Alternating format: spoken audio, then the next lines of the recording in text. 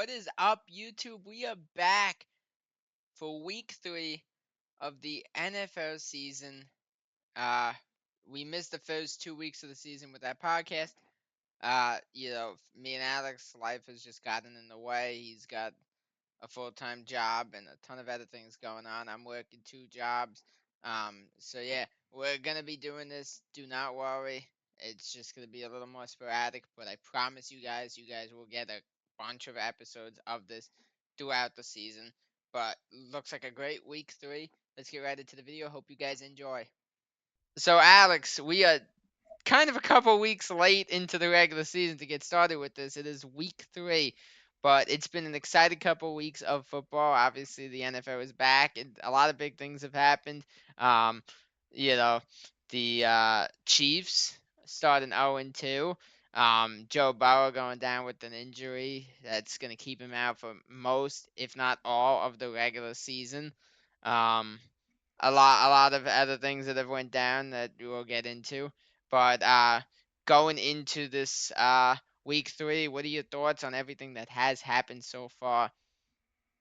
Well, we're just a little late, Jason. There's Yeah. something called life that gets in the way. I Yeah. have a full-time radio position, and you have your life, and Yep.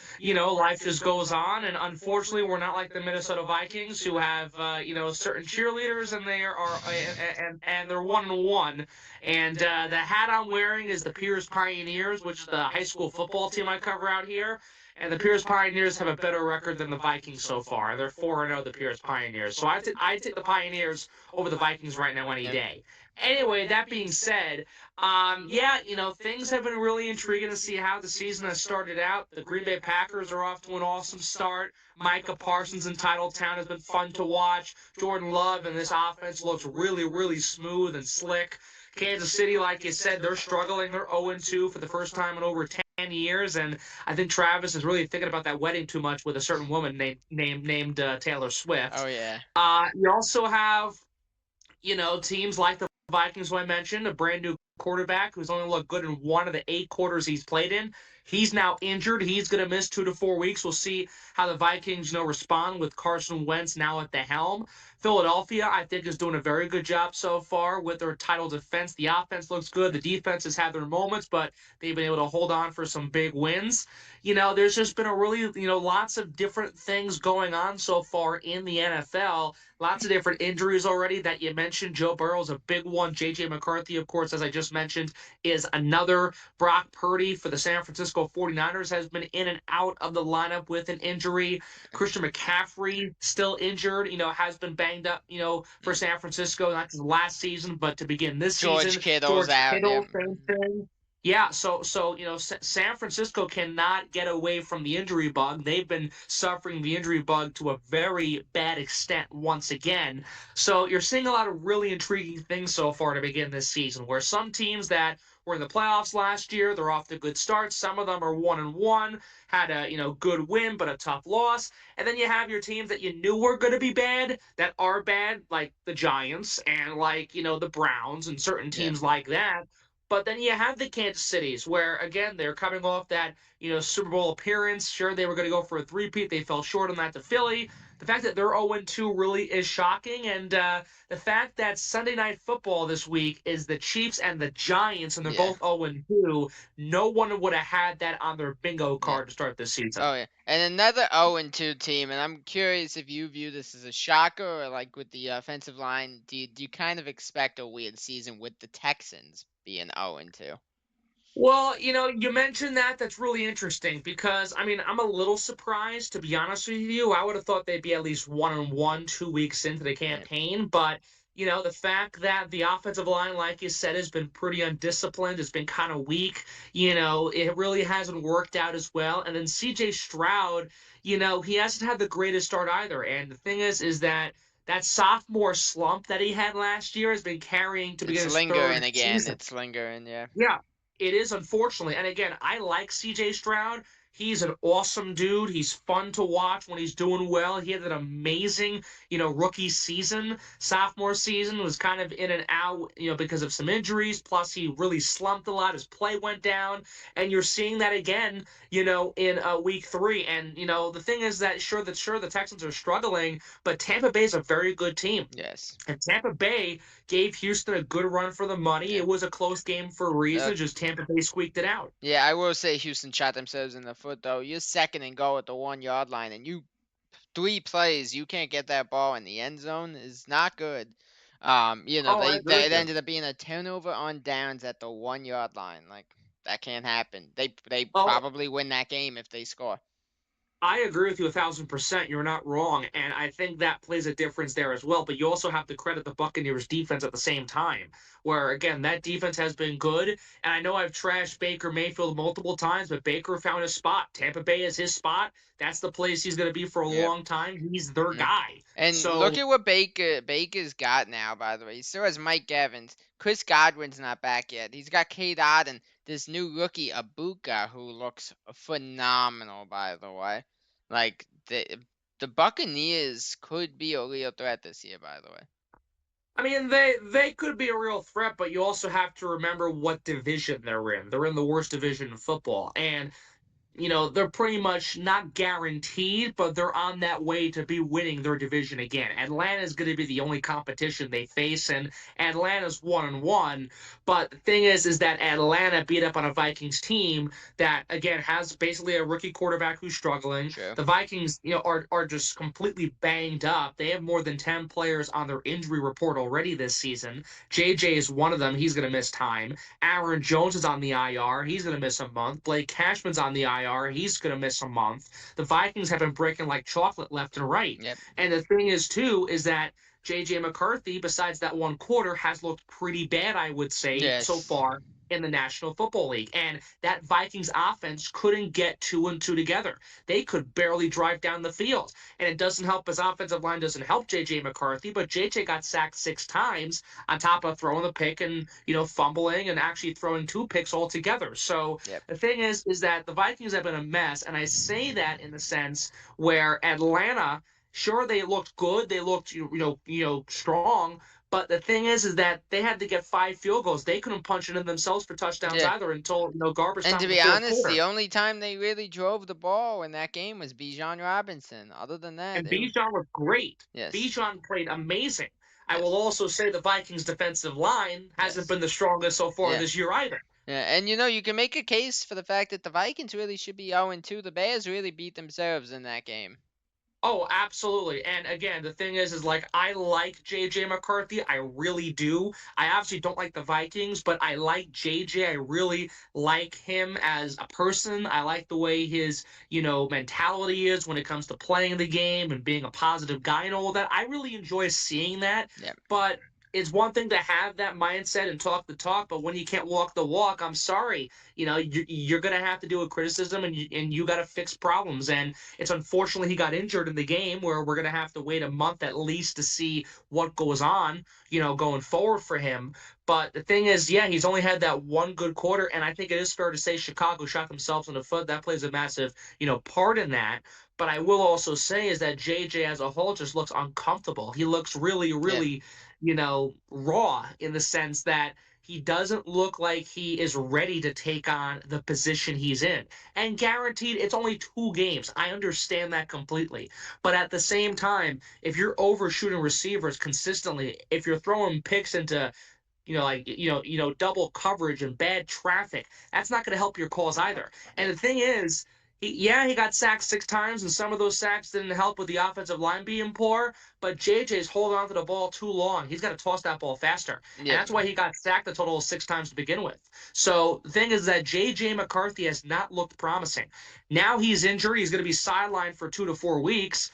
And the thing is, seriously, Jason, if Carson Wentz plays well, not just against Cincinnati this week, but if he plays well for, let's say, a month, for example, if JJ is going to be out 4 weeks, if Carson Wentz is able to show his worth and prove that he can be an NFL starter again, then you have a serious question of, do you go with Carson Wentz and do you let JJ ride the bench? What do you do if Carson does have success these next several weeks? That's going to be a 100%. serious question for the Minnesota Vikings. Yeah, and you know how hungry Carson Wentz has to be going into these games. He hasn't been a starter in years, Yeah. and Oh he's yeah. finally getting his opportunity again for a couple weeks.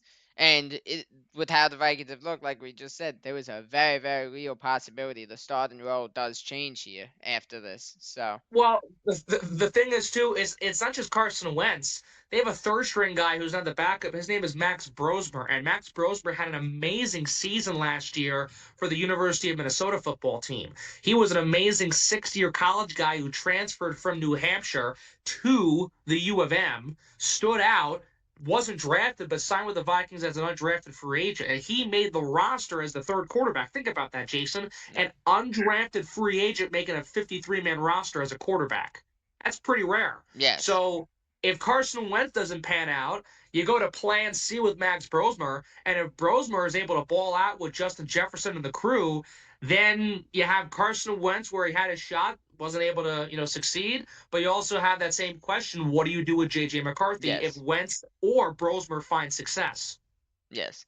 Yeah, oh, 100%. The one thing I will say on Carson Wentz is this is probably a final opportunity. Like, if it doesn't pan Oh out, yeah. like, he's not getting a shot again as a starter unless barring some crazy injury to somebody.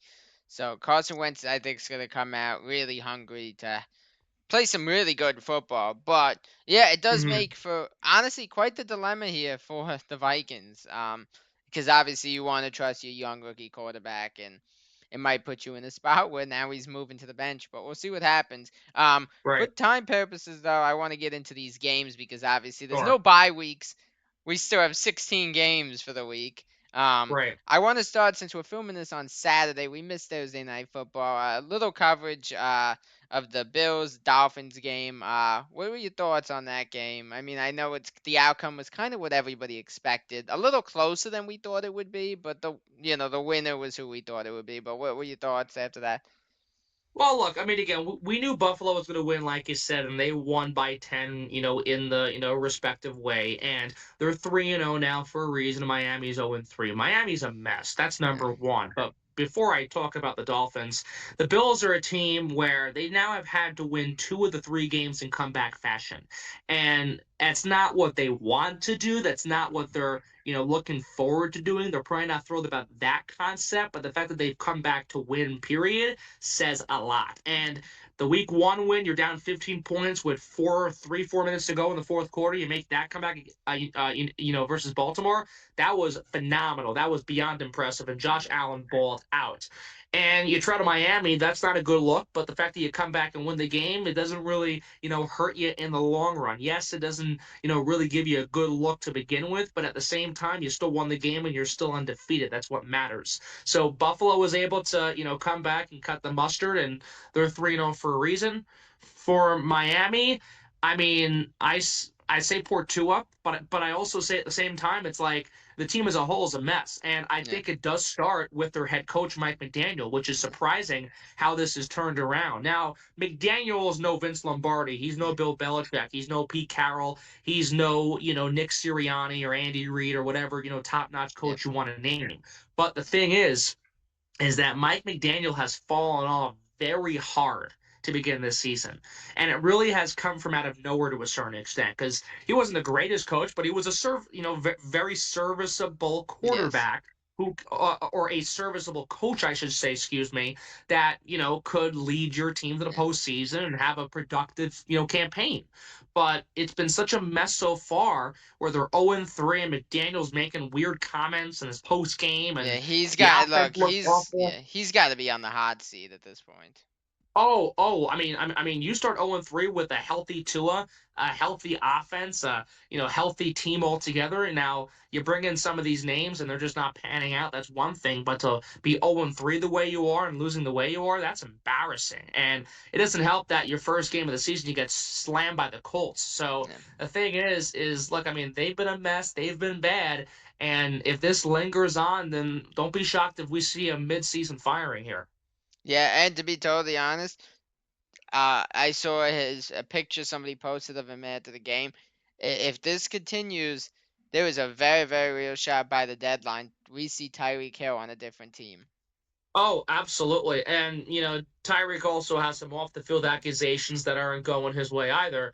But the thing, too, is that, yeah, I mean, you look at this team, if they continue to slide, if they are 0-7, God forbid for their sake, they're 0-7 or still winless, whatever the record might be by the time the deadline comes around. Honestly, Tyreek Hill might go back to Kansas City. I wouldn't be surprised, or Yeah. maybe he goes somewhere else. I mean, the Chiefs are a mess right now, and if they fall to 0-3, one, that's not good, but number two, they're going to be a team, regardless of the record, they're going to want to compete and they're going to want to build their offense again. And why not bring back a guy who was a key contributor several years ago? So maybe that happens, maybe not. That's just a idea. That's not a rumor. That's not anything. That's just an idea that's thrown out there. But I think you're right. If this continues and this spirals out of control, Tyree could be the first guy to go player wise after McDaniel maybe gets sacked. 100%. My other thing is, take from this game and what we've seen so far this season. James Cook appears to be worth every penny they gave him. By the way, James Yeah. Cook is been an absolute machine so far this season. Um, and you know what? Another guy I got to throw in there for the Bills, and he's a sleeper pickup that they had this offseason. And I said this to my dad during the game the other night. Elijah Moore coming over from the Cleveland Browns is a sleeper pickup that could work very well with Josh Allen. For a team that really they have good receivers, but they're not like elite receivers. They all Yeah. gel very well with Josh Allen. And to be totally honest, Elijah Moore could become a very good receiver with Josh Allen. And I know that's a weird thing to comment on because obviously not a lot of people will probably think, hey, Elijah Moore. But it is a definite possibility to think on because they definitely don't have like high end receivers at this stage of their careers. And the thing is, Jason, it's been proven several times over and over again. You don't need a number one elite receiver to win a Yeah. championship. Yeah. Tom Brady has taken guys off the street, not made them number one guys, but two and three guys, and they've served their purpose. Chris Hogan, Danny Amendola, Yeah. etc. And if you take away Randy Moss and maybe Wes Welker, minus Gronk, obviously, because he's a tight end, the top receiver Tom Brady ever threw to as a Patriot was Julian Edelman. Yep. If you take away Welker and Randy Moss and don't include Gronk in the conversation. So, yeah, Julian Edelman, who was a good receiver, but an average guy who was serviceable. Same thing with Chris Hogan and Danny Amendola, more, lower end, but they did their job. Like, you don't need that. And I think the fact that you have Elijah Moore, you have, the receiving core they have in Buffalo panning out the way it is, that's all they need. That's all that matters. And James Cook has done a phenomenal job, like you said. Lots of, headway in the offseason about, okay, the contract, is he going to end up leaving? Is he going to hold out the whole season? Yep. Whatever. They're able to finally, get to terms, and it has panned out exactly. Yep, Jerry Jones. This is what happens when you get a contract done. By the way, Yeah, right. yeah, but I'm not yeah, complaining. I'll no, take it, but you're right. yeah, but no, yeah, the Bills, man, they look good. And to be totally honest, as the season progresses, they're not gonna be coming back in these games. They're gonna start dominating some of these Oh, yeah. games. But let's move into Sunday football, the 1 o'clock games. Right after we kind of talked about them a little bit in the intro, we got the Bengals versus Vikings, Jake Browning versus Carson Wentz. What do you got here? It's gonna be an interesting one with two backups who, Jake Brownin's got to carry the team for a couple months unless obviously the Bengals make a trade, and Carson Wentz has to carry the Vikings for a little bit. And honestly, like we said, is potentially fighting to maybe keep the number one spot. So what are your thoughts in this game? Well, again, it's the battle of the backups, like you said here. That's the number one story going in. It's not, McCarthy and Burrow in a matchup a lot of folks were hoping to see. It's Jake Browning and Carson Wentz, the matchup no one thought was really going to be on the radar to begin with, but it is what it is. The thing, though, at the same time is that, look, this is a situation for both quarterbacks, not just Carson Wentz, but both quarterbacks to prove their worth and that they can be the guys to lead this offense. And I think it is more so for Cincinnati if I think about it a bit more, because Joe Burrow's out for 3 months with that injury. So Jake Browning has to prove that, okay, maybe I can be the guy for this team while Joe is sidelined. And let's say Joe Burrow continues to have a routine pattern of injuries, which he's had already. If this is something that builds up over time, maybe I can be a guy that can prove, okay, I can serve my purpose here for a while and maybe be a starter somewhere else. I think that's kind of where this is going for Jake Brown in this situation. And you mentioned, the trade deadline again about Cincinnati if they make a move. Well, if Jake Browning is balling out, he's panning out well, he's building great chemistry with, Jamar Chase and T. Higgins and this offense, then there's no need to trade for a guy. There's no need to Yep. make a move at that position. You have your guy for the next several months, and then when Joe is healthy, you slot him back in there. That's what Yep.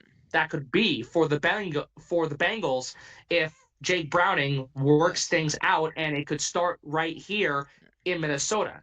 At the same time, for Minnesota, Carson Wentz, like you said, this is maybe his last chance. He's 32. This is his sixth different team in the NFL. He's going to make history, the first player ever to start in a game in 6 straight seasons with 6 different teams. That's That's crazy. mind-boggling right there. It is. Again, he's bounced around ever since he left Philadelphia. He took that advice from Dennis Schroeder. Yeah, basically. And the thing is, like I said before, this is huge for the Minnesota Vikings these next several weeks. JJ is out for 2, at most 4 weeks. That's a long time for a quarterback. That's a long time for any point in a season. Yeah. And so to be for Carson and not Wentz, to he has mention, the by the way, opportunity. sorry to cut you off, not to mention a rookie quarterback who's trying to gel and kind of get into the swing of things. And he plays 2 games, and now he misses a couple games. That's Right. challenging for a rookie.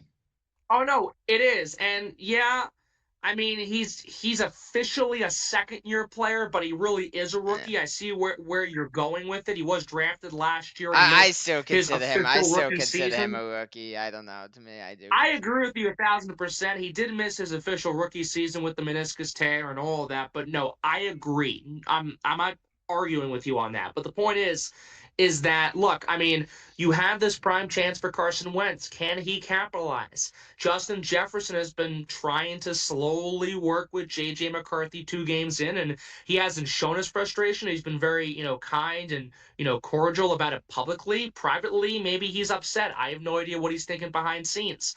But if you give Justin Jefferson the chance to work out with a veteran quarterback who has experience, regardless of whether he's had lots of success or not, a veteran quarterback, that says a lot. And the thing is that Justin Jefferson entering the season, in 5 seasons, he's played with 5 different quarterbacks already, if you include McCarthy. Well, if you want to throw Carson Wentz in the mix, that's number 6, I guess. So the thing is that Justin Jefferson is no stranger to working with different quarterbacks in his National Football League career. Regardless of the superstar talent he is, doesn't matter who's throwing the ball to him. He still is an absolute generational talent. So the thing is that this gives Carson Wentz the chance to work with someone like him, but also for Justin Jefferson to settle in.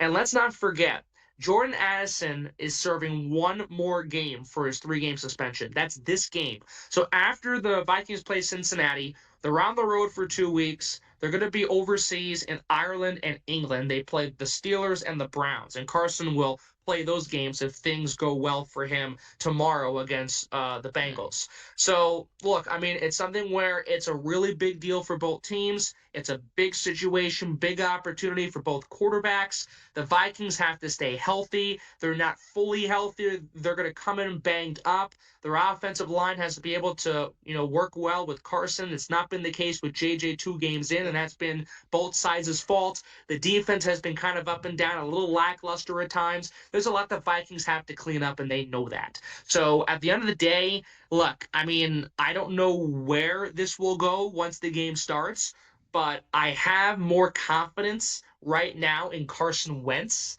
than I do Jake Browning. And I say that because I know Carson has been able to be a serviceable guy, Yeah. regardless of where he's been and how he's been bounced around several seasons. So I'm going with the Vikings, and I think they're going to be determined to win Yeah. with Carson Wentz and try to get something going after these two games. Yeah. Yeah, as a Bengals fan, I do gotta agree. I mean, while Jake Browning led us to a comeback win last week against the Jaguars, it was an ugly one. He threw a couple really bad picks. The Jaguars, it was another scenario kind of like it was for the Bears. The Jaguars kind of beat themselves late in that game and, really made it a little bit easier for Jake Browning to get that comeback win. For Carson Wentz, man, I do like him a little more. I just think, like, dude, think back to prior to his ACL tear, man. He was a great Mm-hmm. quarterback, man. He really was. He was the Uh, MVP of the season, and if he didn't get hurt and Nick Foles took the torch, if Carson was healthy and never got hurt, I still think they would have won the Super Bowl that year, regardless. Oh, 100%. But yeah, I am going to for now I'm gonna go with the Vikings, but I feel like this game is a coin toss. It's very, very challenging when it comes to Yeah, two quarterbacks that don't play a lot. Well, that's fair. honestly, really ever, to be totally honest now. So it's certainly gonna be interesting. I would not be shocked to see it go either way. I think it will Hmm. be a close game. I think because we'll see mistakes. Both quarterbacks will make Oh yeah. mistakes in this game. Maybe a pick from each. I would not be surprised. But yeah, I am gonna go with the Vikings. We move in though to the next game, an AFC South battle. The Texans are looking for their first win of the season against the Jacksonville Jaguars, who look a little bit better so far this year. What are your thoughts going into this one? Well, the thing is, I mean, we talked about Houston earlier. If Houston can't pull out a win in this one against the Jaguars, then I think you really have to press the panic button 3 games in. And it's something where if they're starting 0-3 and that third loss is the Jacksonville, regardless of how good or bad the Jaguars are, that is not a good look for CJ Stroud, is not a good look for this Houston team as a whole. It really further has them taking steps back than going forward. And Yeah, it is a team that surprised everybody when CJ Stroud came in. They made the playoffs and they, were, close to making an AFC title game. The fact that they were in the playoffs 2 straight years with CJ now, despite the sophomore slump, it doesn't mean the season's over, but it means that there are serious concerns and serious questions yeah, for this Texans team. For Jacksonville, yeah, you mentioned how they, shot themselves in the foot with that loss to the Bengals last week, but it's something where, Jacksonville, like every season, really is playing with house money. I mean, yes, that is the Jaguars season in and season out. So I mean, it's really kind of tough in this one too because Jaguars are playing for house money, but they can fold and they can blow it if Houston gets their act together. But if Houston is, unable to get their act together and they get slaughtered or they lose, period, then it adds more, concern for what this team is going to be all season long. yep. So I'm going to give Houston the benefit of the doubt. I think they're going to grab their first win of the season. They won't have the perfect game, but they'll start to clean things up in a way where they can beat the Jaguars. Yeah, I do agree. I do, but again, this is another one that is a coin toss because we don't know. Yes. We really don't know what we're gonna see from either team. Um, but I've also learned to never bet on the Jacksonville Jaguars. They will always disappoint. So Yeah, for that the that that that's a good life lesson. Don't rely on the Jaguars. I wouldn't let them buy me groceries. yeah. They they would buy me half the wrong groceries, and I couldn't know how to cook or use them. So um, but yeah, I mean, look, the one positive for the Texans is they should be like 2 weeks away from getting Joe Mixon back, so at least that's that's a true. positive. Um, but yeah, I mean, right now, man, they're really missing like Stephon Diggs, who obviously left to go to New England. Obviously Tank Dell with his injury, and Tank Dell's probably not playing at all this season, based on what I've heard. And especially, and honestly, if they're really playing like the way they are, it doesn't make sense. If like even if he's healthy by like week 12, what's the point? He's had two straight horrendous injuries back to back seasons. Why risk it if you're 0 and 12, Hmm. potentially Right. having something that messes him up for next year? Um but yeah, I am going to go with the Texans.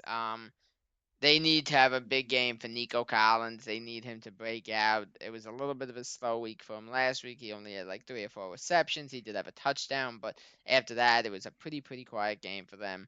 that combination with Stroud and Nico.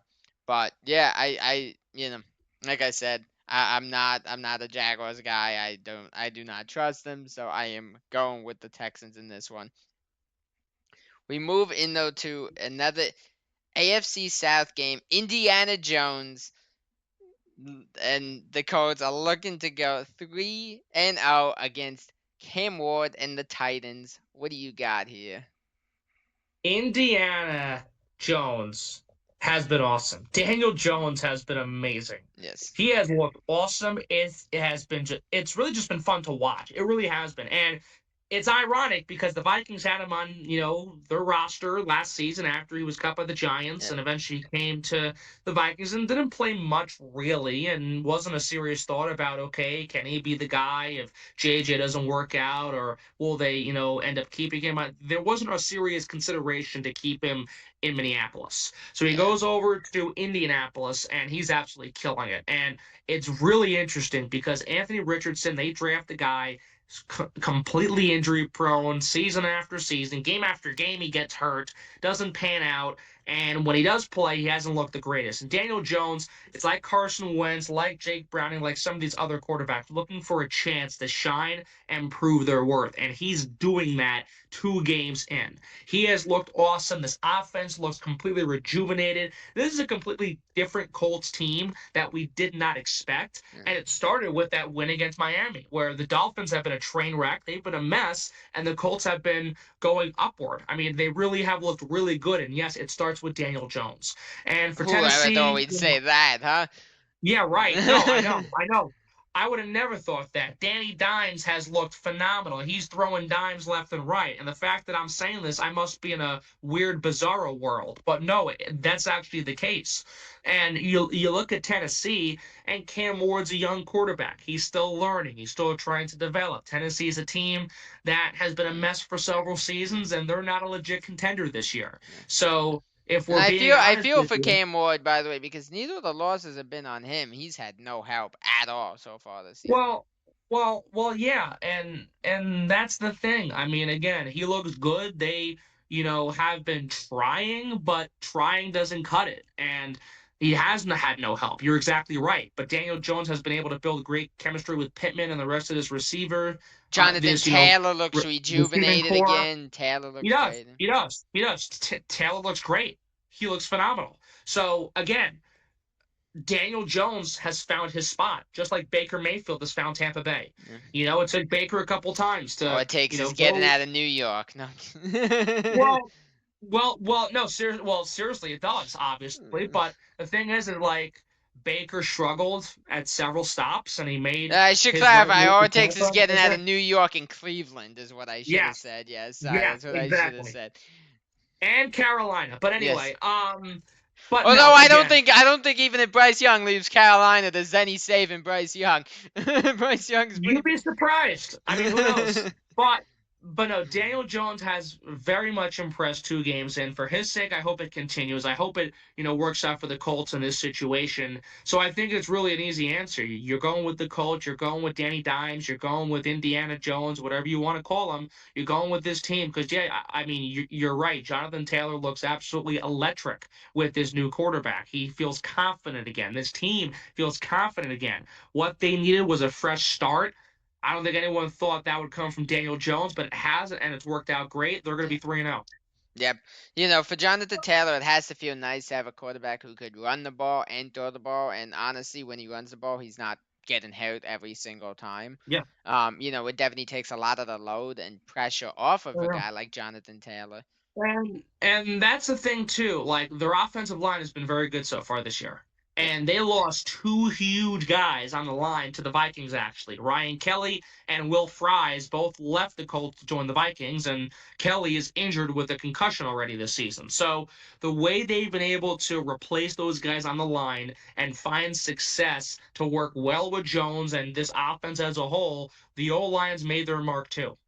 Yep. Oh, 100%. But yeah, I can't find any reason to go with the Titans in this game. I'm 100% on the Danny Dimes, Indiana Jones train right now. they go to 3-0 and maintain their spot at the top of the division, which is crazy to say. Mm-hmm. We have 5 minutes left before we have to restart for the second half, by the way, of this segment. We got an interesting game that's probably going to be pretty ugly football. We got Geno Smith leading the Raiders out there against Marcus Mariota and the Commanders because no Jaden Daniels this week. What are your thoughts on this game? Tom Brady will be the quarterback playing as backup after Geno throws 5 picks. No. The thing is you're gonna have a crappy slugfest in the sense of you could see a high-scoring game between two really bad teams that are throwing pick sixes and turning over the ball left and right, or you have two really bad defenses that just can't keep up with Geno Smith and Marcus Yeah. Mariota.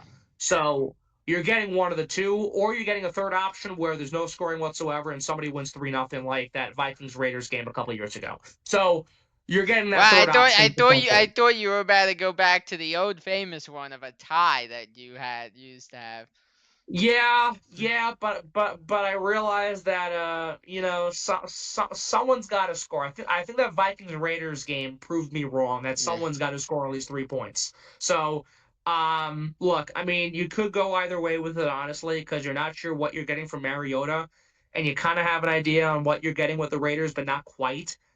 I'm going to go with Washington for the sake of Mariota. Same thing that we talked about with Wentz. Same thing we talked about with Daniel Jones, and same thing with Jake Browning. This is a prime opportunity for a guy like him to fill in that Yeah. spot Yeah. and be serviceable Yeah. for a decent period of Yeah. time, if not for longer. Yeah. So He's this not is in a that same situation situation. like he's not in a situation like Wentz where he might potentially Oh, get not the at all. starting role because there's no Jaden Daniels is not losing that role.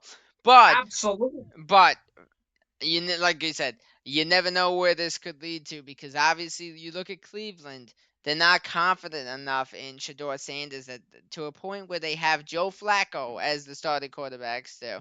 Um, Right. you got a couple other teams that are really, really struggling. Who knows if the Bengals decide to go a route where they need a quarterback, depending on what's going on with Jake Brown and there's options in there. There really are. Um, you know, say J.J. McCarthy really doesn't work out. Say, God forbid, Carson Wentz went down with an injury and that Brosnan kid, didn't pan out. Who knows if the Vikings need somebody. There's always, Right. you got to show out when you can, and these are the opportunities for a guy like Mariota who has not been a starter for a very long time. No, you're exactly right. And I think you hit it on the head. I mean, again, it's the same thing with these guys as Mariota is in. And it's something where he's got to prove his worth. And if he can prove it against one of his old teams, I think that's going to help his cause. So at the end of the day, Mariota has the opportunity, just like Wentz does, just like Browning does. We'll see how it pans out. I'm going with Washington. Yeah, I completely agree. Just like the Jaguars, I can never count on the Raiders. I would never take the Raiders. Um, At the I same time, look. I mean, Mariota could play all right, and they can still win 3-0. So you never know. Yep. No, 100%. Yeah, I don't even think the Raiders could beat a team of 11 Hornswoggles. Like it. The Raiders couldn't beat the Pierce Pioneers. They're 4-0 for a reason, pal. Pierce Pioneers football in central Minnesota. Oh yeah. Hey, actually, I was gonna mention it by the way before we start here. Rutgers is off to a good start. Your old school, they're off to a 3-0 Yeah, start now. well, 3-0, but they lost last night Oh, in 3-1, conference so play they're to three and Iowa. one. Okay, okay. Okay, yeah. Here's the thing, Jason. They're 3-0 every year because they got a Mickey Mouse non-conference schedule. Mm, That's why they're 3-0. Once you hit Big Ten play, it breaks, it falls apart, it goes right down the drain. gotcha. So I'm not that excited. Plus, Rutgers and Gophers in Minneapolis next week. I'm going to the game as media, so I'm looking forward to That's it. awesome. All right, though. Let's hit the restart button. We'll restart the call and go from there. So, Alex, the next game I want to get into is an interesting one because it is actually a postseason rematch of a game that was actually a lot of fun. We got Matthew Stafford and the Rams going against Jalen Hurts and the defending champions, the Eagles. What do you got here? This is going to be a fun one. This will be a fun one. It'll be a great matchup to see how this game pans out a season later. And look, the Rams are another good team. They have a good roster. Matthew Stafford starts really, really good in these two games. Looks really good so far to begin this season. And look, I mean, it's a Rams team that obviously doesn't have Cooper Kupp anymore, but they're still finding ways to compete and win. And they've panned out really, really well. Philadelphia is Philadelphia, defending champs for a reason. They're 2-0. They've had some tight ones, but they've been able to squeak it out, and their defense has prevailed. The offense has been strong. Saquon's off to a great start. Jalen Hurts looks awesome 2 games in. This is a really good team again that, honestly, if they went back-to-back, I wouldn't be surprised. I'm not saying it's going to happen, but if they did win a second straight championship, I would not be shocked at all. So you're going to have a really good matchup here between these two teams. And at the end of the day, I mean, look, Philly won last year against them for a reason. Philly won the whole thing last year for a reason. And Philly's 2-0 for a reason. They're going to continue that success. Saquon knows how to run against this team. Jalen knows how to throw against this team. Philly knows how to beat this team. Eagles have it. They're going 3-0. Yeah, I'm going with the Eagles too. I think they're just a little too overpowered compared to this Rams team. Look, Mm-hmm. I will say, based on the schedule for this week, this is one of two potential upset alerts that we could have to keep our eyes on because Oh, absolutely. the Rams are still a very dangerous team, and obviously they added in Devontae Adams, which is a huge, huge pickup. Fills that missing gap that they had once Cooper Kupp left, and now they got their number 2 receiver again. Kyron Williams still looks great. This Blake Corum kid behind Kyron Williams is really stepping up as well.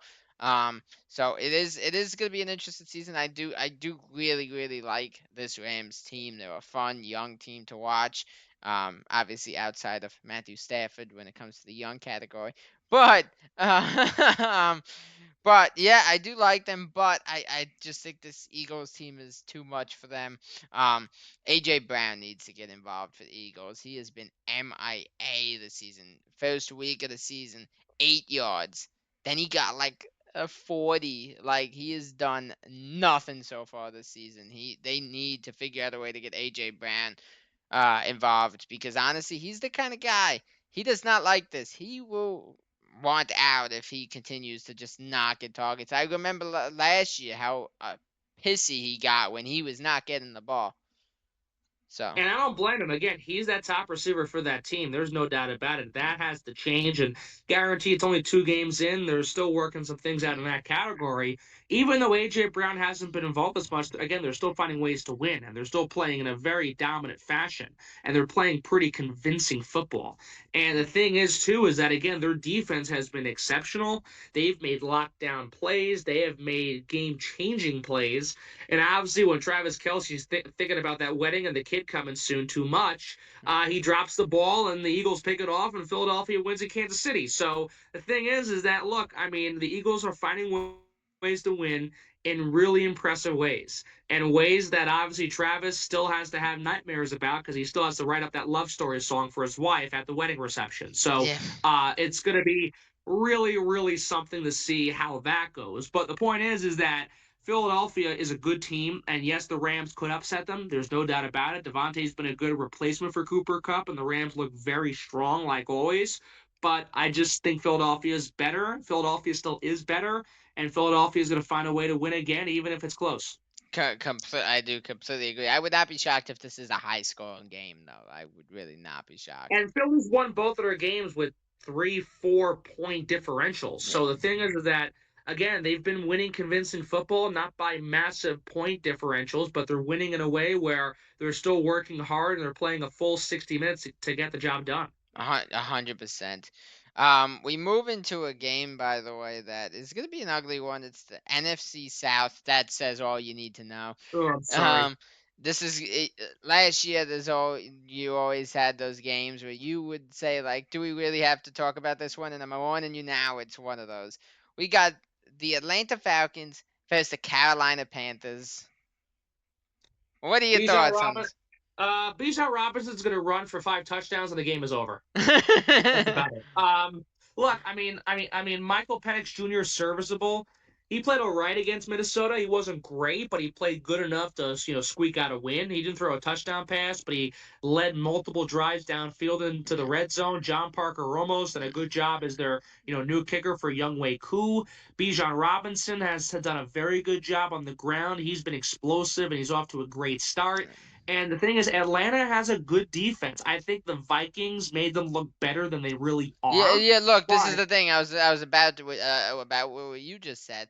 I feel like you could have plugged any quarterback into Penix's spot, and with how bad the Vikings looked, they would have won that game. Oh, oh no, for sure, absolutely. And the thing is too with no, but the thing is too with the Vikings defense is that whether it be JJ or Carson or whoever, the Atlanta defense looked good. I think the Vikings made them look better than they really are. But Atlanta's defense has improved.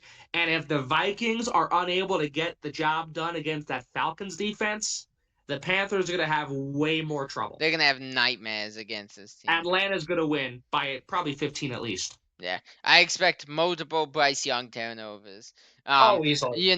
One thing we were talking about towards the end of last year is once Bryce Young came back into the lineup after sitting behind Andy Dalton, how much he looked, how much better he looked, an improved guy, and he's lost all of that over the offseason. He's completely regressed back to the quarterback he had been before being benched last year, and I don't know, man. I don't know how much longer you could give Bryce Young because he's really just appears to be making no progress at all. Hmm. It's one thing for like a first year, two, whatever. But and even with the Panthers being a rebuilding team, you gotta every year, after that rookie year, you gotta see a little growth each season, and it's just not happening for Bryce Young. Honestly, Hmm. it's almost getting worse, which is crazy to think about because he's just. Right. I mean, the game last week. The Cardinals gave them every opportunity to potentially tie that game and come back late, and he penalty at the penalty at the penalty, and he just couldn't complete a pass. Like he's just yeah, and it sucks because I feel for Bryce Young. Obviously, I can only imagine how frustrated he is. Um, but yeah, I just but and I don't think it's Michael Penix that wins them this game. I think it's first Bijan Robinson and the defense, like you said. I think Oh yeah, that's what wins the easily, Falcons this game. Um, easily. but yeah, the Falcons win what's going to be a very very ugly football game.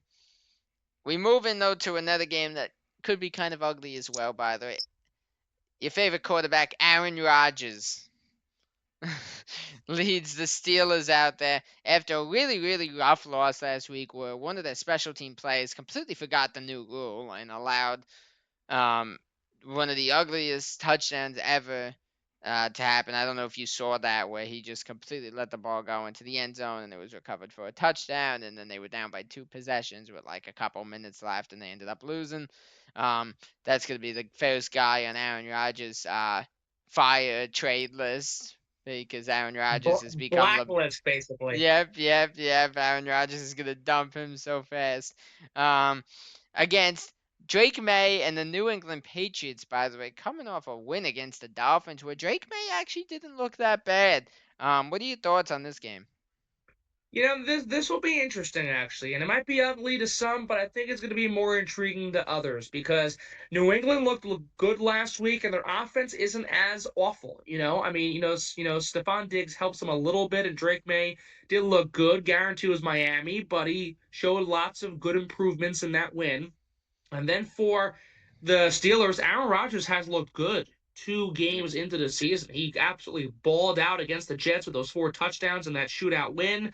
And then, yeah, they lost to Seattle, but Rodgers still has his mojo. And again, it's something where you play with the Jets, and Brett Favre couldn't cut the mustard with the Jets. Nobody has cut the mustard with the Jets after Joe Namath. He cursed that team. I believe that. So the thing is that look, I mean, the Jets are the Jets. You're not going to win as a Jet. You're going to suck as a Jet. And Aaron Rodgers, 4 plays into his career, tore his Achilles and missed the season. So Aaron Rodgers looks really rejuvenated. He looks really good.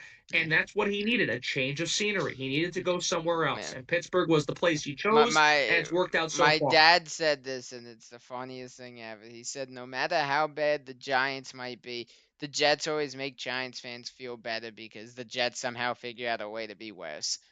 That's right. That's exactly right. That's exactly right. Absolutely. That is so darn true. And the thing is that you have a situation with Aaron Rodgers that we mentioned, and he's, again, in a new spot, and he's 41, he's towards the end, he's playing with house money basically at this point, but he still wants to go out on a good note, and he's done a good job 2 games in. I think that's going to carry against New England. Now, Drake May looked good against the Dolphins. Can he replicate that against the Steelers? And if it has to be a close game, does Drake May have the ability to get into a shootout with Aaron Rodgers? Justin Fields did and lost. Can Drake May win a shootout with Aaron Rodgers? I don't think so. No. So Aaron Rodgers and Pittsburgh, they're going to go there, they're going to win, and I think they're going to win in a decent margin. It's not going to be as ugly.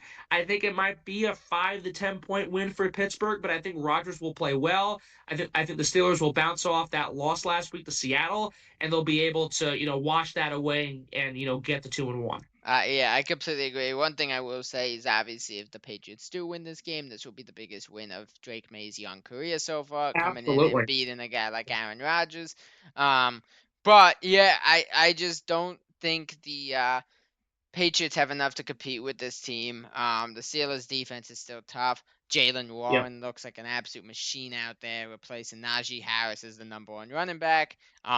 Metcalf, he needs to do a little more than he's done so far. He really has not done too much yet. I mean, he scored a touchdown last week, but he really has not been too involved. Yeah, they do look good. Obviously, outside of the special teams debacle last week, I do think the Steelers look good. Rodgers looks good and healthy. Just happy to be out of that Jets organization. But yeah, I got the Steelers in this one, and yeah, look, you just hope for Drake May that he obviously comes in and does well and doesn't completely crap out, because this is a big showing for him against a guy who's gonna be a Hall of Famer. So hopefully he could come out and show out and do something big in that game. But yeah, I am still gonna lean towards the Steelers in this one. We move into the second to last game of the 1 o'clock window. Your Green Bay Packers looking to go 3-0 against old man Joe Flacco and the Cleveland Browns. What are your thoughts on this one? Go Pack, go. That's it. I Go predict Pack, go. I predict 2 sacks for Micah Parsons. Micah Parsons is going to have a great game. Again, look, this Packers team is awesome. They look amazing. Getting Parsons was an absolute home run move. And the Packers are a team that usually does not make big splashes like that, but they did. They signed him. They locked him up. He's there long term. They took advantage of the money they had. They had a ton of money available because they really don't have guys on big contracts. They really don't have a lot. Besides Jordan Love, that's about it. No, you're right. And again, it was rare for the Packers to do this. They don't do this type of thing, but they did, and it's good to see that. And Jordan Love looks good. This offense looks good. Tucker Kraft has been an absolute tight end machine. He's been a rare, awesome weapon that they've developed these 2 games in. And the thing is, the Packers as well, proven that they don't need to have a #1 receiver to win in games. Matthew Golden maybe hasn't been as active, but they're still winning with the slot receiving core they have. I do think Matthew Golden starts to get more active now with Jaden Reed out. I do think so. I think you're right, and that plays a factor. That definitely does. But I will say 2 games in without having Matthew Golden needing to do a lot, it's worked out regardless. And again, Micah Parsons has brought a unique spark to this defense that has been up and down, that has been lackluster at times. They've been good, but they've also been not that great over several seasons. And now they got Micah Parsons with Rashad Gary. Oh, baby, that's going to be awesome, and it's been fun to watch. And also what helps the Packers, Jason, they have not played since last Thursday. They've not played in 10 days, give or take, roughly. So that's going to help them because they feel rested, rejuvenated, and it's given them time to get ready to play this Cleveland team that is a lousy 0-2 franchise. And they got Old Man Joe, and if Micah Parsons drops Old Man Joe hard enough, Old Man Joe might break apart. So who knows what's going to happen. So and then Shedeur Sanders might speed out onto the field. And then get dropped again, and then Micah Parsons drops him too. So I don't know if you realize my joke there, but that he might speed out onto the field. Oh, now I get it. Just Just next time, make sure there's a speed gun and a cop on the other side of the field. But anyway, no, look, again, I think the Packers are going to win this game with ease. There's no doubt about it. They look really good. The offense does look great. The defense, like I said, looks really, really exceptional. And they're going to go to 3-0. I think they're going to beat Cleveland by definitely double digits. I wouldn't be shocked if it's a blowout by Oh, 15, uh, 20, 25 points. 100%. The only thing potentially stopping that is the Cleveland defense because that is their only positive, to be totally honest. Yes, yes, but if Green Bay is up by so much already and the offense can't handle the pressure from the Packers defense, there's only so much the Browns defense can do to keep them in the game. Yep. No, 100%. And one thing I want to touch on, if he is so far, he's obviously stayed healthy. Knock on wood on that one. But Romeo Dobbs looks very good for you guys too so far. Hmm. And I know you guys are getting closer and closer to that return of Christian Watson too. Yes, and look, I like Christian Watson. He gets hurt a lot, and the He'll thing go down though is again. that the Packers, and I hate to say this, the Packers don't need him. No. Really, they don't, because they've been building receivers in those positions when he's been sidelined. I like Christian Watson a lot, but not having Christian Watson is not gonna make me cry a river. Yeah. No, he's a guy that honestly, if you guys wanted to upgrade a position at the deadline, you could move him. You really could. Possible. I mean, again, I like him. He's loyal to the team. He's dealt with injuries. Unfortunately, I like to see him find success and be healthy on somewhat of a consistent basis and find his way in this, receiving core. But if it doesn't pan out, if he struggles after coming back from injury, if he does, then that might be a possibility. Yep, 100%. We move in though to the last game of the 1 o'clock window, and to be totally honest, it's kind of an interesting one. And yeah, we got the Jets versus the Buccaneers, and I want your opinion on this before we go into it.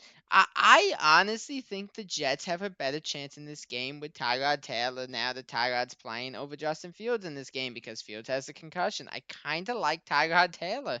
I mean, I'm not saying the Jets are going to win this, but I like their chances a little more for some reason. What are your thoughts? I'm not sure about that. I mean, yeah, Justin Fields has a concussion, but Justin Fields looked really good against Pittsburgh. He looked really, really good. And yes, they lost to Aaron Rodgers and company, but Justin Fields was the reason why the Jets were still in that game. True. He was excellent. So I'm not sure if I go that far. Tyrod Taylor is serviceable. Obviously, he's done that with the Jets, the Giants. He's the Jersey kid, time and time again. But the thing is that Tampa Bay looks really good. Baker has found his niche. This offense of the Buccaneers looks strong. The defense shut down Houston in that game deciding play last week.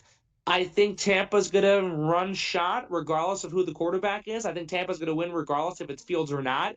I think Fields would give them a better chance, actually, if I think about it more. I think Tyrod will make it interesting.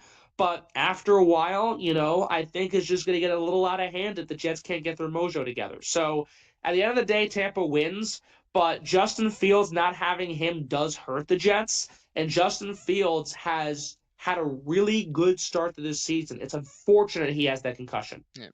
Yeah, I mean, look, I like Fields. I just my big thing with him is I feel like they become way too reliant on a running game as a team rather than trying to get their guys like Garrett Wilson involved with Fields as the quarterback. So I That's feel fair. like this could open up a little more for a guy like Garrett Wilson, and I was about to say the other receivers, but I honestly don't know who else they have as a receiver on that team. I'm not gonna lie, I can't even Well, pretend I know. I think Alan Lazard Oh, is still on that yes, roster, Alan Lazard is still right? there. Yes, yes. But other than that, no, I don't know anybody else. Well, the thing is again, the Jets are still trying to build this offense around Fields, and Fields is a guy you can throw it, but he has been a running quarterback for a good portion of his Yes. career, and that was the case in college too. Don't forget.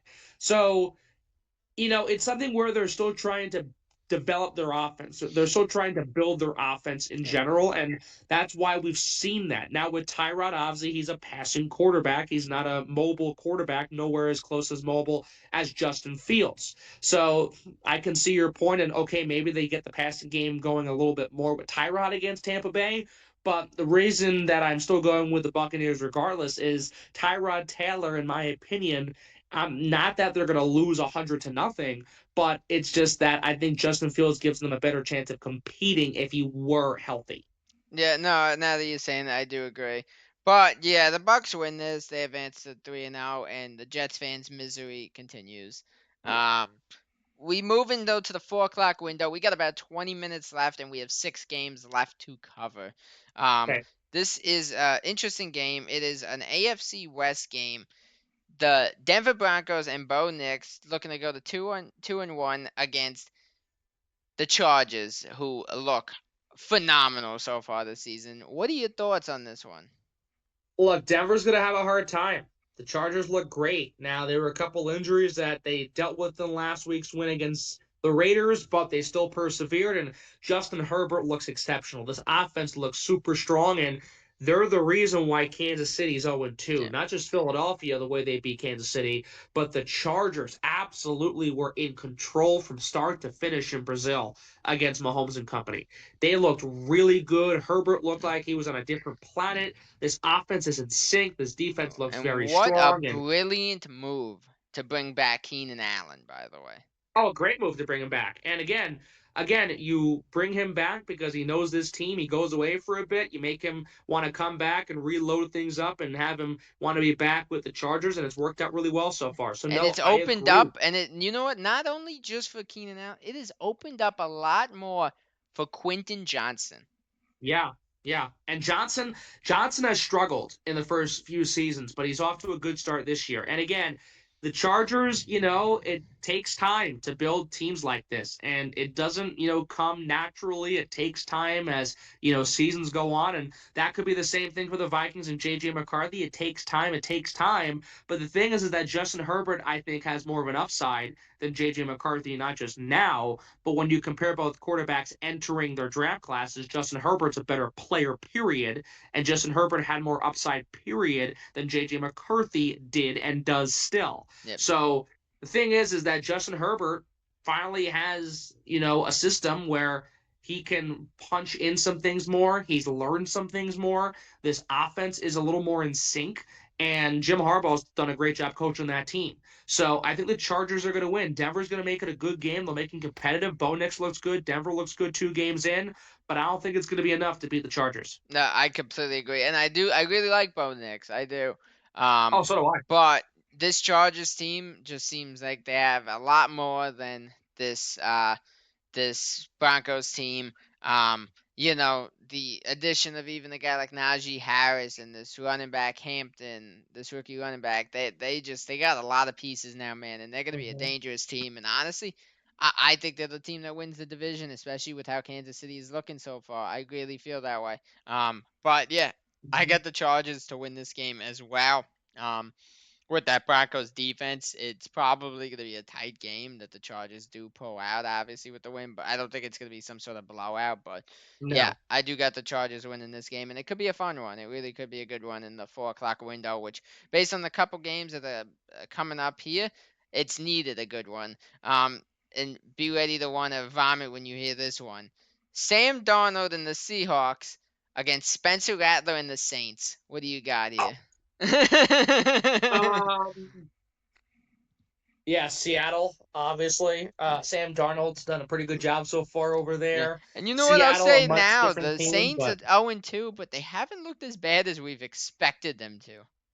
yeah, I agree with you, but Sam Darnold does look good with Seattle, and this offense has looked pretty strong. They put up 31 points against Pittsburgh last week, and maybe that special teams fumble played a or that yeah that special teams debacle played a role in that. But no, Sam Darnold looks good. The Seattle team looks good. Cooper Kupp's worked out well so far over there, and I think the Seahawks are going to further get into a good position here because yeah, the Rams are that top team in the NFC West, but with San Fran banged up and Arizona being Arizona, Seattle has to claw their way to a wild card spot probably again, or if they want to really be a serious contender with the Rams for first place in that division. So Yeah. I think Seattle's going to beat the Saints. I mean, it could be a blowout, it could be lopsided. Mm. I think the Saints do look a little better than expected, but obviously not good enough.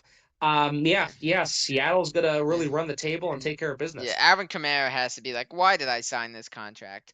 Um, but yeah, the Saints continue their march towards Archie Manning, and and the Seahawks get a big win, I think here.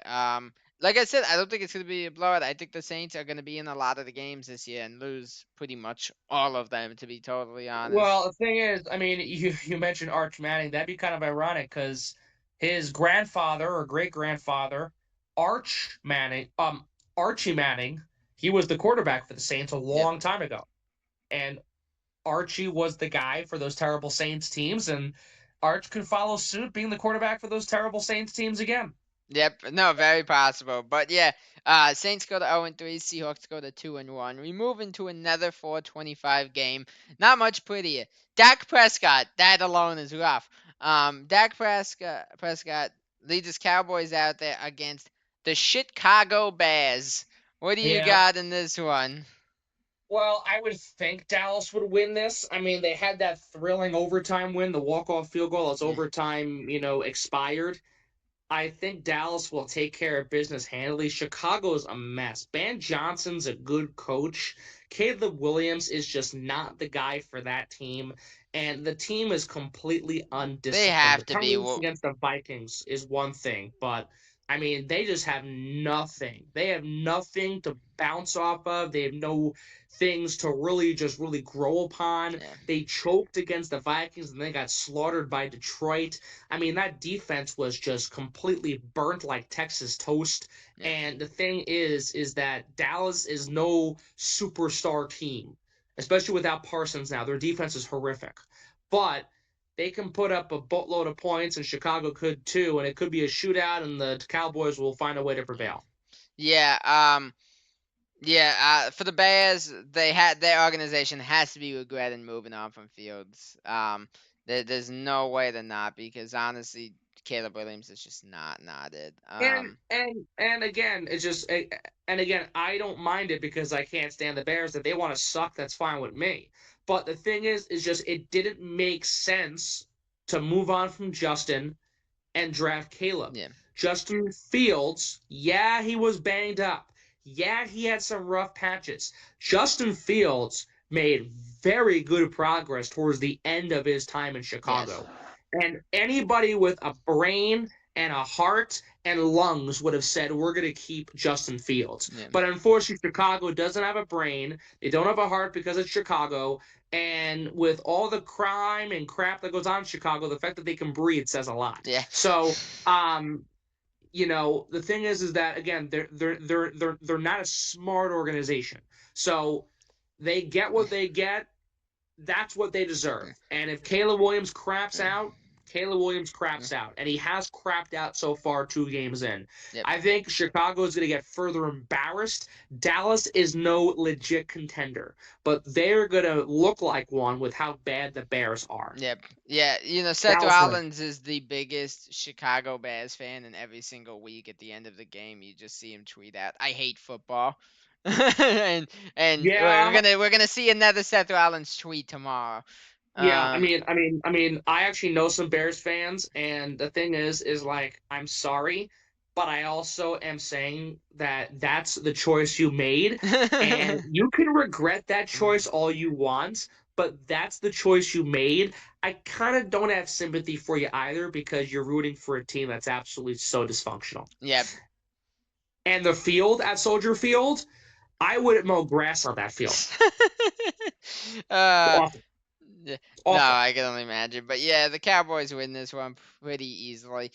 We got about 10 minutes left and 3 games to go, so we won't take too long on each. We'll try to do with each one in like 3 minutes. We move into the final game of the 4 o'clock window. This is an interesting one because if the Rams do lose to the Eagles, the winner of this game will be first place in that division. We got the Cardinals Niners. What do you got here?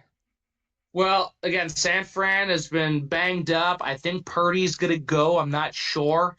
But the thing is that, look, I mean, San Francisco, they're injury prone for season after season, and here we are again. where Purdy's been injured, Kittle's out for several weeks, McCaffrey can't stay healthy. The 49ers are already going to backups and going to third string guys, and they're going back to the drawing board in really, really sad fashion. But Arizona, on the other hand, look, I mean, they're a team that's also playing with house And I'm money. They're sorry to not going to cut be a you great off. team. By the way, it looks like it's going to be Mac Jones tomorrow. Purdy is highly Okay. unlikely to play as of now. Okay. No, that's fine. Thanks. Okay, so there you go. If Mac Jones has to get in there again, that further tells the And circumstances Mac going Jones on. did not look So that bad last week. I'll give him that. But it was the he did Saints. not It look was that the bad. Saints. Yes, and again, that says a lot. And again, this game is Arizona, and maybe Mac will have a good game again. So the thing is that the Cardinals, yeah, they beat the Panthers, but they almost choked a 24-point lead after leading 27-3 or whatever it was at Yeah. halftime, a 27-point lead, whatever it was at halftime. So the thing is that Arizona is no pretty penny either. This is going to be a not so great game. Yeah. And I think out of the circumstances and out of what San Francisco is dealing with, if they can beat the Saints, I think they can beat the Cardinals, not in a sexy way, but in a way that's good enough to cross the finish line. And I think you'll see San Fran win Sunday afternoon. Yeah. Yeah, I completely agree. The one thing is obviously we're getting, a guy like Brandon Ayuk's kind of ramping up, getting closer to return, and they just need to get their guys back. And obviously, if they can Mm-hmm. win a game like this, a division game, and survive another week without these guys, that would be huge for them right now. Mm-hmm. Yeah, I don't trust the Cardinals. Neither of their wins have been that pretty. I am gonna go with the 49ers to go to 3-0. And McCaffrey might have a big day tomorrow. I really, really feel that way. Well, I Um, mean, I mean, is he healthy? That's the thing. yeah, that's he is as of yes. We'll see how long he's healthy, but he is healthy. Right. um, Mm-hmm. but yeah, I think the Niners win this. We got 8 minutes, by the way. We are moving in though to Sunday Night Football. Hopefully, the big upset alert of the week. We got the Chiefs Giants. What do you got here? I hope the Giants. I'm going with the Giants here. Kansas City's a mess. Travis Kelce is going to be singing love songs and crying his eyes out after blowing another game. So it's going to be something where I want the Giants to win. And Russell Wilson looked really good last week against a really bad Cowboys defense, but he looked really good altogether. And KC's defense hasn't been the greatest either so far this season. They've taken a handful of penalties. They've been undisciplined, and obviously, they couldn't hold on against Philadelphia. They couldn't hold on against LA. You can say, okay, those are two high-powered teams. Yeah, you're going to struggle.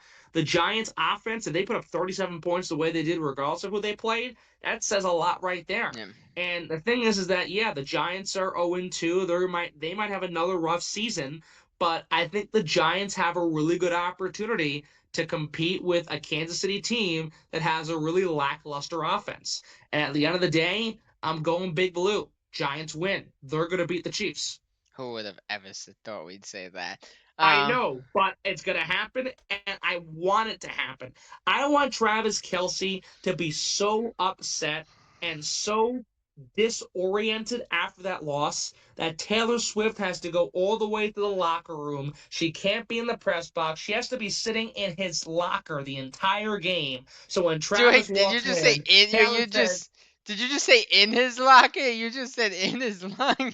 yeah, yeah, in the locker, basically. In the locker, Okay, I was sitting there. curious if. Oh, I thought you were saying she's getting like stuffed in the locker and put in the locker. No, no, no, I was no, like, no, what? no, no, no, no, no, no, no, no, no, no. I was like, She, I hate Taylor Swift, but that's pretty extreme that she's getting tossed in the locker. Okay, no, that's okay. not what I'm saying. What I'm saying is that she's gonna feel so bad for the husband.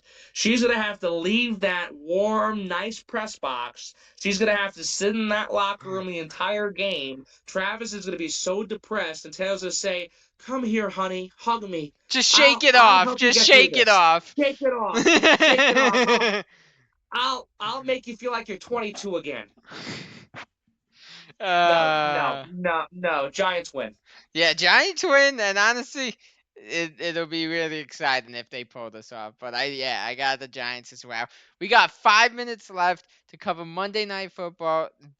I'd like to spend like 3-4 minutes on it, and then do a quick little recap going into the game, final just talk. But and takeaways. But we got the Lions Ravens, by far the game of the week. What do you Oh got yeah. here? It's gonna be an awesome game. It's gonna be fun, and I'll be listening to it because my AM station's a NFL affiliate. So we actually get the Giants and Chiefs tomorrow night, and we get the Lions and Ravens on Monday on KLTF radio. So that's gonna be cool.